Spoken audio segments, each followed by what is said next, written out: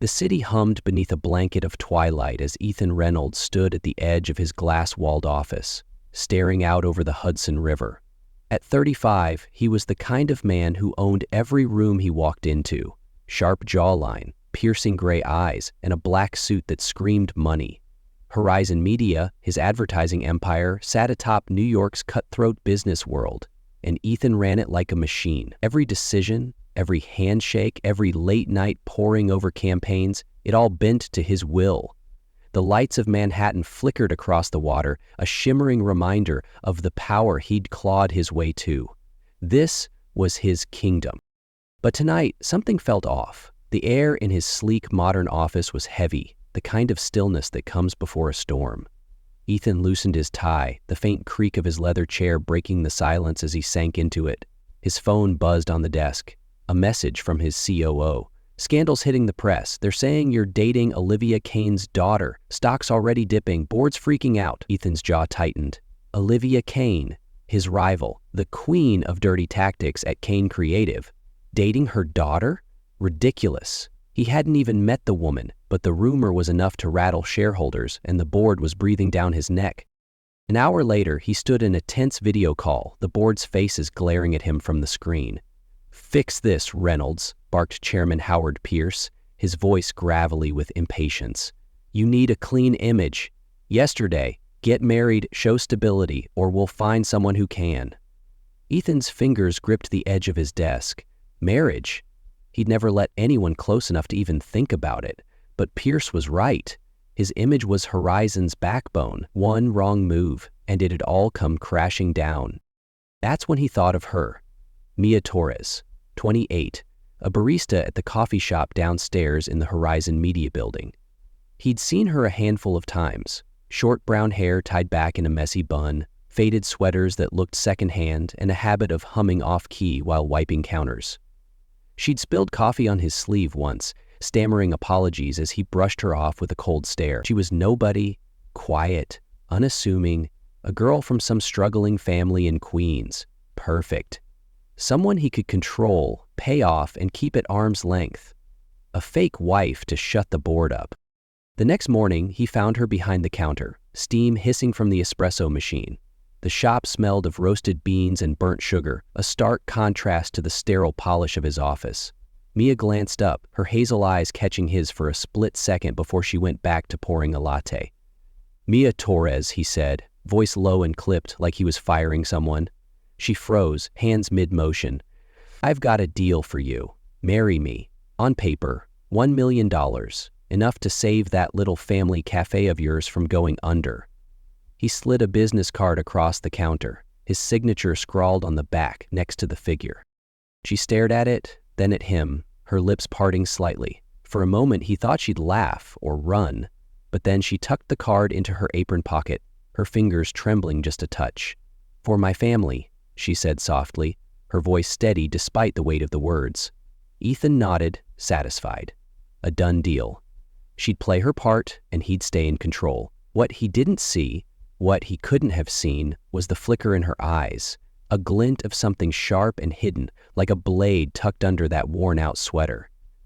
Mia Torres wasn't the pawn he thought she was, not even close. The elevator hummed as it climbed to the penthouse floor, the mirrored walls reflecting Ethan's sharp silhouette, black suit still crisp from the rushed courthouse wedding that afternoon. Beside him stood Mia Torres, his new wife, clutching a small duffel bag like it was her only anchor. The PR team had stuffed her into a simple silk dress, ivory, sleeveless, elegant enough for the staged photos, but her beat-up sneakers poked out from under the hem, a quiet rebellion against the charade. Ethan barely glanced at her. This was business, nothing more. A signature on a certificate, $1 million wired to her account, and a quick fix to shut the board up. He'd sleep on the couch, she'd take the guest room, and they'd play house just long enough for the headlines to die down. The doors slid open, revealing his sprawling penthouse, floor-to-ceiling windows framing the New York skyline, the Hudson River glinting like liquid silver under the night sky. Polished hardwood floors stretched out beneath a minimalist chandelier, its light casting soft shadows over sleek furniture. Ethan dropped his keys on the counter with a metallic clink, loosening his tie as he strode toward the bar. "You should get settled," he said, voice flat, pouring himself a bourbon. Guest room's down the hall. Change out of that dress. It's late." He didn't look at her, expecting her to shuffle off like the timid barista he'd pegged her for. But Mia didn't move. She set her bag down by the door, the thud louder than it should have been in the quiet space. Ethan turned, glass halfway to his lips, and froze. She stood near the window, the city lights outlining her in a faint glow, her short brown hair catching the shimmer, the silk dress clinging to her frame in a way he hadn't noticed before. Her sneakers squeaked faintly as she took a step forward, her hazel eyes locking onto his. No fear, no hesitation, just a steady, unflinching gaze that hit him like a punch. "You think I'm just some broke girl you can boss around, don't you?" Her voice was soft but edged, like a whisper with teeth. Ethan's brows furrowed, his grip tightening on the glass. Before he could snap back, "Who the hell do you think you're talking to?" She closed the distance between them. Barely a foot away now, close enough that he caught the faint scent of coffee grounds lingering on her, mixed with something sweeter like vanilla. Her hand lifted, fingers brushing the lapel of his vest, then pressing flat against his chest. He felt the warmth through the fabric, a jolt that shot straight to his pulse. "What do you—" he started, but the words died as she stepped closer still, her breath brushing his jaw. Then she did it. She leaned up, her lips crashing into his with a force that knocked the air out of him. It wasn't timid or clumsy, not some nervous peck from a girl out of her depth. It was bold, fierce, a challenge wrapped in heat. Her mouth moved against his, demanding, and for a split second, Ethan's brain short-circuited. Every wall he'd built, years of control, of keeping people at a distance, cracked under that kiss. He should have pushed her away, should have stepped back, barked at her to know her place. But his body betrayed him. The bourbon glass hit the counter with a clatter as his hands found her shoulders, pulling her in instead of shoving her off. He kissed her back, hard, hungry, like a man starved for something he didn't even know he'd wanted. Her fingers slid up, tangling in his hair, tugging just enough to make his blood roar. The room spun, the city lights blurring into streaks beyond the glass, and all he could feel was her soft lips, warm skin, the press of her body against his. They stumbled backward, his back hitting the edge of the sofa, and she didn't let up. Her hands slipped under his vest, nails grazing his shirt, and Ethan groaned into her mouth, a sound he didn't recognize as his own. He gripped her waist, lifting her just enough to spin them around, pinning her against the armrest.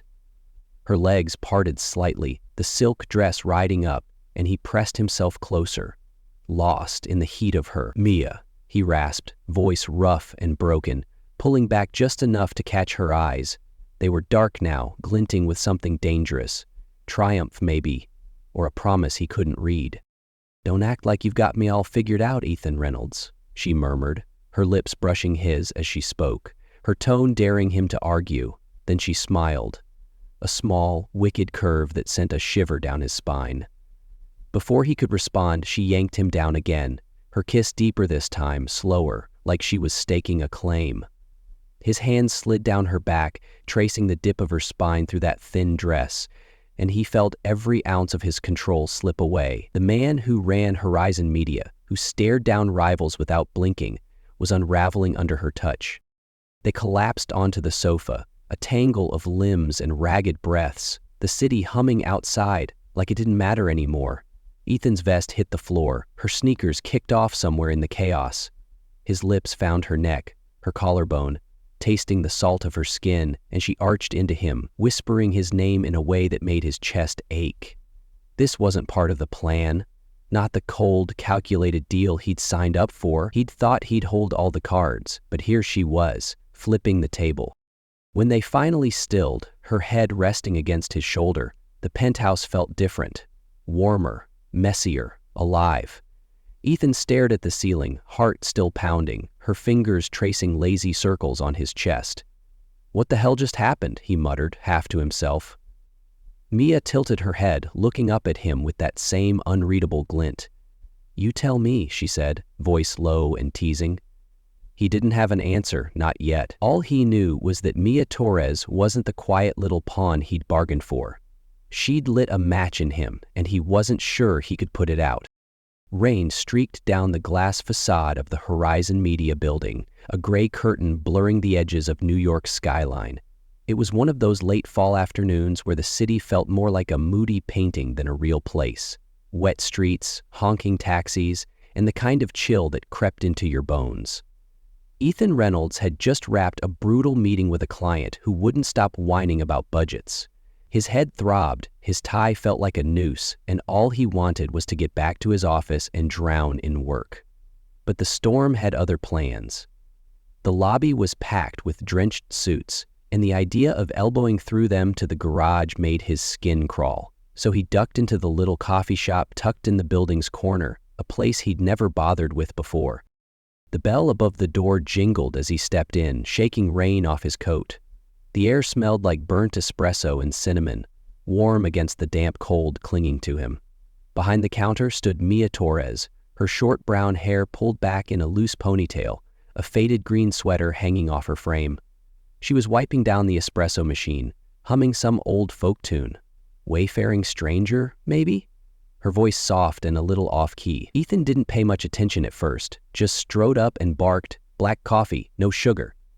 He didn't look at her, eyes already drifting to his phone. "Sure thing," she said, her tone light, like she hadn't noticed his edge, or didn't care. A minute later, she slid a steaming cup across the counter. "On the house, you look like you need it." Ethan's head snapped up, ready to shut down the pity, but then he saw her eyes. Hazel, bright, cutting through the dim light like they could see right through him. No deference, no nerves, just a quiet confidence that threw him off. "I don't do handouts," he said, voice clipped, shoving a $10 bill her way. She shrugged, pocketing it without a word, and went back to humming.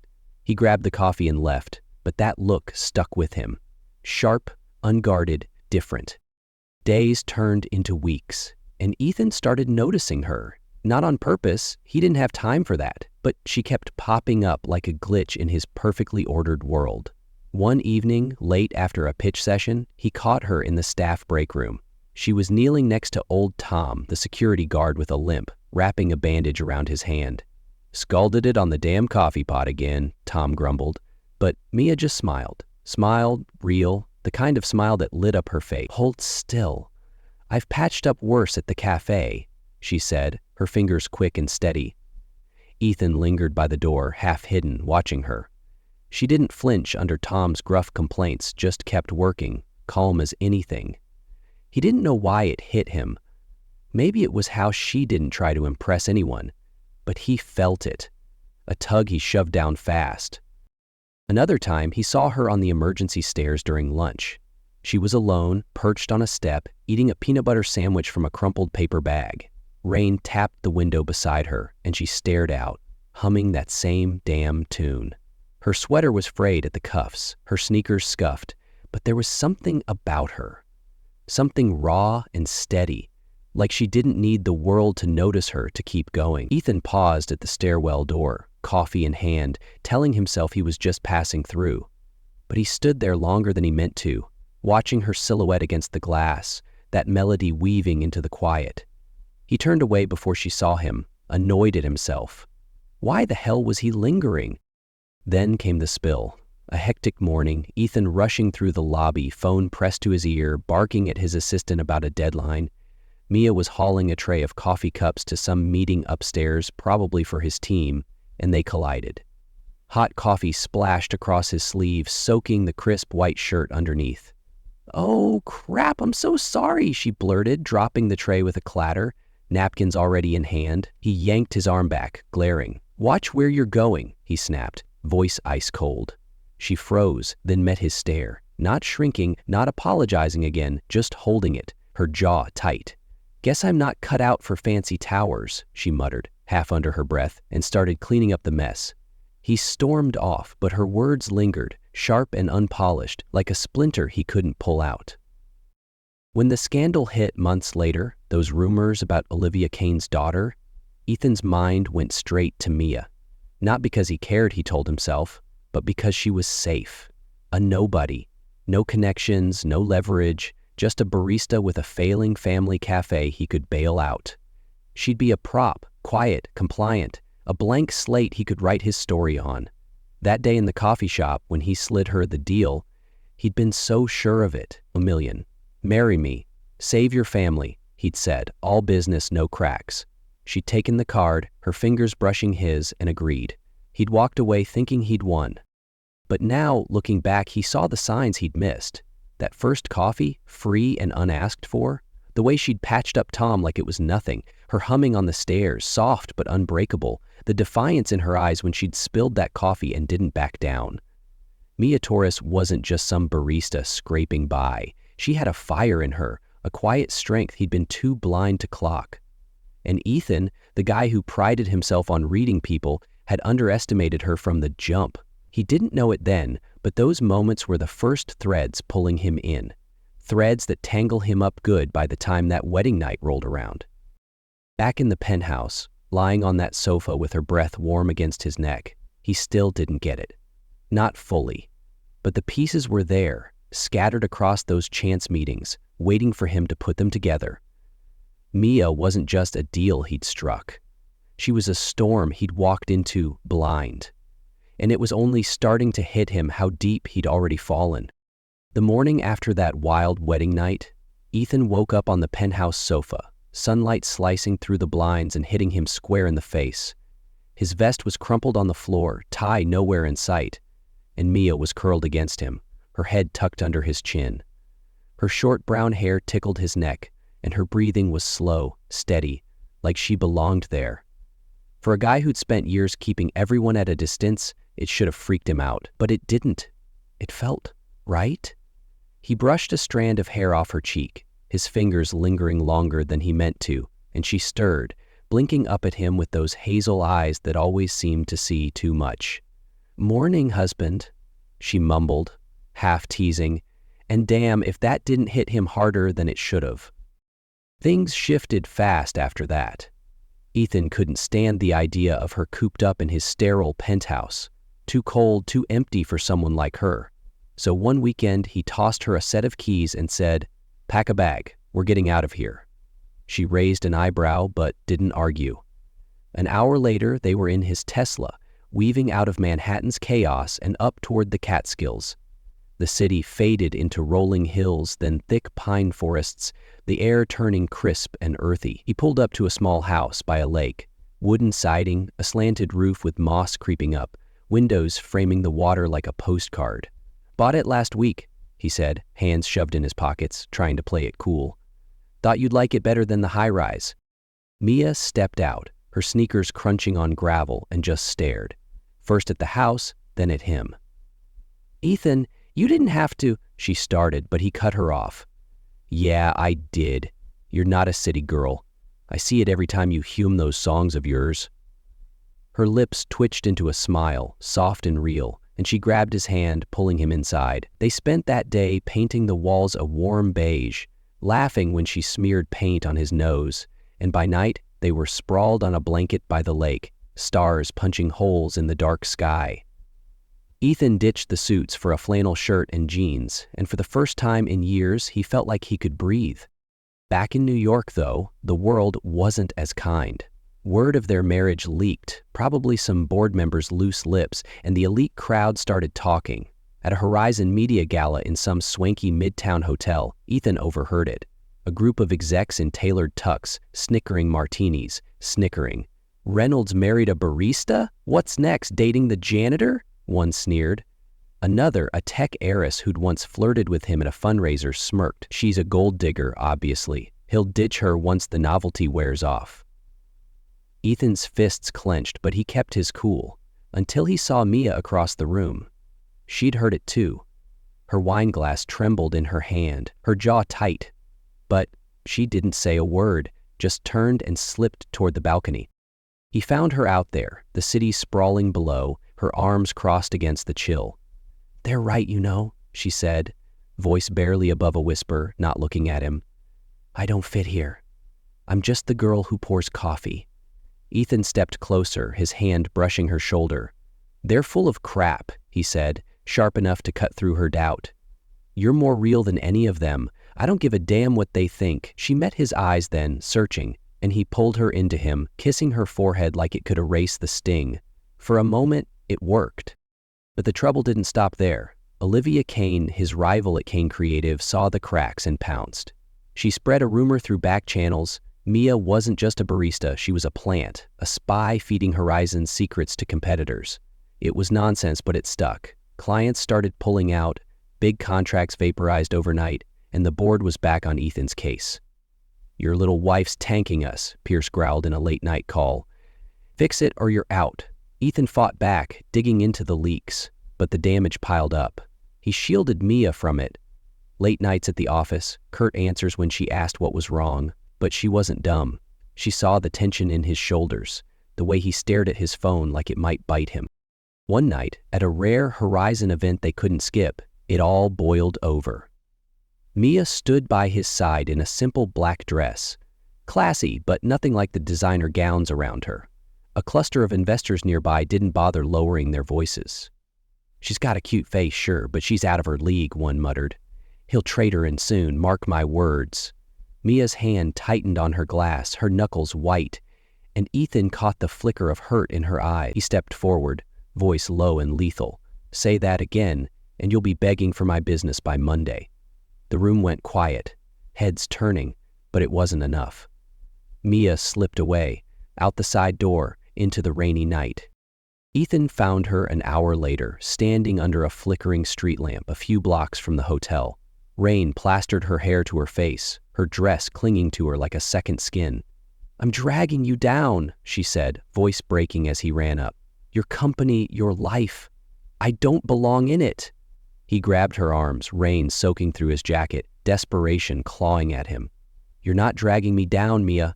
You're the only thing keeping me sane." She shook her head, tears mixing with the rain. "You don't get it. I'm nobody." That snapped something in him. He dropped to his knees, right there in the puddle, gripping her hands. "You're everything," he said, voice raw, rain streaming down his face. "I don't care about Horizon, the money, any of it. I need you. Please." She stared at him, breath hitching, the street lamp casting shadows across her face. For a long moment she didn't move, the rain hammering down around them. Then she sank to her knees too, her hands cupping his face, and kissed him. Slow, fierce, like she was pouring everything into it. "I'm scared," she whispered against his lips. "But I'm not leaving." He pulled her close, their soaked clothes sticking together, and for the first time, he didn't care who saw. The city buzzed around them, indifferent, but in that moment, it was just the two of them. Messy, real, and holding on tight. The rain hadn't let up by the time Ethan and Mia stumbled back to the Tesla, soaked to the bone but clinging to each other like they'd just survived a war. Her kiss under that street lamp still burned on his lips. Her words, "I'm not leaving," echoing in his head. He drove them out of the city, tires hissing on wet pavement, back to the little house by Lake Catskills. The pine trees loomed dark and silent, the lake a glassy mirror under the storm. Inside, he wrapped her in a blanket by the fireplace, stoking the logs until the room glowed warm. She leaned into him, her head on his shoulder, and for a minute, it felt like they'd outrun the chaos. New York's whispers, Horizon's nosedive, all of it. But Ethan couldn't shake the mess piling up. Olivia Kane's rumor about Mia being a spy had claws. It wasn't just gossip anymore. 2 major clients had bailed that week, and the board was circling like vultures.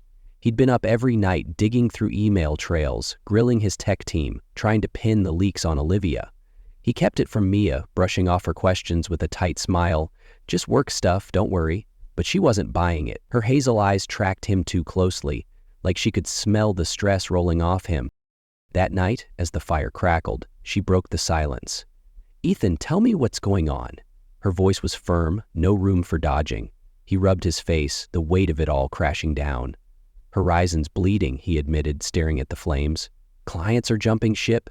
Olivia's saying you're a mole, feeding secrets to God knows who. It's a lie, but it's working. Stock's tanking and the board's ready to axe me." Mia went still, her hand freezing on his arm. He glanced at her, expecting shock or tears, but her face was unreadable. Lips pressed tight, eyes distant. "I can fix it," she said finally, voice low, almost too calm. Ethan frowned. "What are you talking about? This isn't your fight." She pulled away, standing up, the blanket slipping to the floor. It is now. Before he could stop her, she grabbed her bag, fished out a battered old laptop and set it on the coffee table. Her fingers flew across the keys, pulling up files, documents, screenshots, audio clips. Ethan leaned in, confusion knotting his gut. Mia, what the hell is this? She didn't look at him, just clicked open a folder labeled Kane Evidence. I'm not just a barista, Ethan, she said, her tone flat but heavy. I used to be a journalist, investigative freelance, worked under a pen name, dug into corruption, corporate scams. 3 years ago, I was tracking Olivia Kane. She stole a campaign pitch from Horizon, your first big win, and passed it off as hers. I had proof, emails, recordings, the works. But then my family's cafe went under, I burned out, and I walked away. Started over pouring coffee downstairs, thinking I'd left it all behind. Ethan's mouth went dry, his brain scrambling to catch up. Wait, you're saying you've got dirt on Olivia from years ago? Mia nodded, pulling up an email chain. Olivia bragging to an exec about borrowing Horizon's idea, timestamps matching the exact week Ethan's team had lost that pitch. Then an audio file. Her voice, smug and clear. Reynolds won't even know what hit him. Mia's eyes flicked to his. I've been sitting on this, didn't plan to use it, until now. He stared at the screen, then at her, a mix of awe and disbelief churning inside him. Why didn't you tell me? His voice cracked, louder than he meant. She flinched but held his gaze. Because it gets worse. She took a shaky breath, closing the laptop. When you offered me that deal, the marriage, the money, I said yes for the cafe. Yeah, but also because I knew who you were. I'd investigated you too back then. Horizon wasn't clean either. Shady ad deals, buried complaints. I thought getting close could give me leverage, maybe a story someday. I didn't expect this. She gestured between them, her face twisting with guilt. I didn't expect to fall for you. The room spun. Ethan stood, pacing to the window, hands raking through his hair. So what? You played me? This whole time, the kisses, the nights here, it was some long con? His chest tightened, betrayal cutting deeper than he'd thought possible. Mia stepped closer, voice breaking. No, it started that way maybe. I was curious, guarded, but everything after that first night was real. I swear, Ethan. I could have walked away with the money and run, but I stayed. For you. He turned, rain streaking the glass behind him, her words hanging heavy. Part of him wanted to shove her out the door, call it quits. Trust was everything, and she'd cracked it. But then he saw her, standing there, eyes wet, hands trembling, raw in a way he'd never seen. The same Mia who'd kissed him senseless, who'd laughed with him by the lake. He couldn't unfeel that. You should have told me, he said, voice rough, quieter now. From the start. She nodded, tears spilling over. I know. I'm sorry. Silence stretched, thick and tense until he sighed, stepping back to her. Give me the files, all of them. She hesitated, then handed over a USB drive from her bag. It's enough to bury Olivia, she said. Lawsuits, PR nightmare. She's done. Ethan took it, their fingers brushing, and he felt that old spark flare despite himself. We're doing this together, he said, jaw tight. But no more secrets, Mia. Ever. She nodded, a fragile hope flickering in her eyes. The next week was a blur. Ethan's legal team pounced, armed with Mia's evidence. Headlines screamed, Kane Creative caught in theft scandal. Olivia's empire crumbled. Lawsuits piled up, clients fled, and Horizon's stock rebounded. The board backed off, Pierce even muttering a grudging, good work, Reynolds. But it wasn't over for Ethan. That night, back at the lake house, rain pounding the roof again, he pulled Mia outside. The air was cold, the ground slick under their boots. I was pissed, he said, voice low, rain dripping off his hair. Still am a little. But I get it, why you held back. And I can't let you go. She looked up at him, water streaking her face, and he kissed her. Hard, messy, like he was claiming her all over again. She kissed back, hands gripping his jacket, and they stood there, soaked and tangled, the storm raging around them. No more lies, she whispered against his lips. Promise. He nodded, pulling her tight. The truth had nearly broken them, but it had also saved them, and whatever came next, they'd face it as a team. A year slipped by like a quiet dream, and the little house by Lake Catskills became more than just a hideaway. It turned into a home. The pine trees stood tall around it, their needles whispering in the wind, and the lake shimmered under every sunrise Ethan and Mia shared.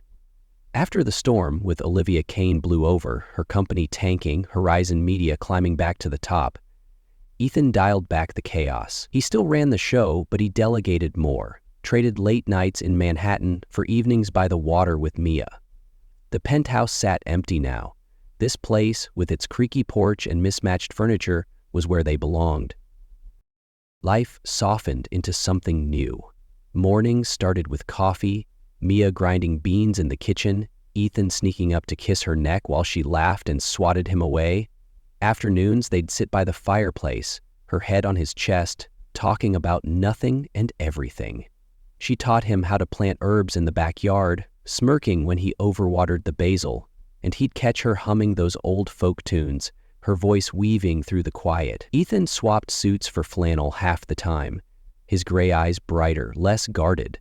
He'd never say it out loud, but Mia had cracked him open, and he didn't mind one bit. One crisp spring day, everything shifted again. Mia was out by the lake, barefoot in the grass, when she paused, hand resting on her stomach. A flutter, small, strange, but unmistakable. She didn't say anything at first, brushing it off as nothing, but a week later the nausea hit. She slipped into town, grabbed a pregnancy test from the corner store, and when those two lines stared back at her, her heart flipped. That night, Ethan came home, jeans dusty from fixing the porch step, grinning like always. She met him at the door, hands shaky, and blurted, "You're gonna be a dad." He froze, then laughed, a big, unguarded sound, scooping her up and spinning her until she squealed. "A kid? Us?" he said, kissing her hard, eyes shining. "Best deal I ever made." From then on, Ethan hovered like a hawk. He cooked her breakfast, burnt toast at first, but he got better, rubbed her back when the mornings got rough, and spent hours turning a spare room into a nursery, pale blue walls, a crib he built himself, cursing under his breath when the screws wouldn't line up. Mia watched him, leaning in the doorway, her belly growing, and thought how funny it was, this guy who'd once ruled boardrooms now fussing over a mobile of wooden stars. But nature doesn't care about plans. One late fall night, a storm rolled in, fierce, howling, the kind that shook the windows. Mia woke at midnight, a sharp pain ripping through her. "Ethan!" she gasped, clutching his arm. He bolted upright, panic flashing in his eyes. "Now? Okay, hospital, let's go." He grabbed the keys, but when he opened the door, the road was a mess. Flooded, a fallen pine blocking the way. "Damn it," he yelled, running back to her. She was on the bed, sweat beading her forehead, breathing hard. He dialed the doctor, signal cutting in and out, finally getting through. "Road's out. She's in labor. What do I do?" The doc's voice crackled. "Stay calm. I'll walk you through it." It was chaos. Ethan grabbing towels, boiling water, his hands shaking as he knelt by her side. "You've got this, Mia," he said, voice steady despite the fear clawing his chest. She gripped his hand, pushing through the pain, and after what felt like forever, a cry broke the air. A tiny, perfect boy, dark hair like hers. Ethan caught him, tears streaking his face as he cut the cord, then laid the baby in her arms. "He's beautiful," she whispered, exhausted but glowing. Ethan sank beside her, kissing her forehead, then the baby's tiny head. "My whole world," he murmured, voice breaking. Dawn crept in, the storm fading, sunlight spilling through the pines. They lay there, Ethan, Mia, and their son, wrapped in a quiet that felt sacred. Horizon Media could have burned down, and he wouldn't have cared. This was real success. "You're my best secret," he said, brushing her hair back. She smiled, tired but sure. "And you're mine."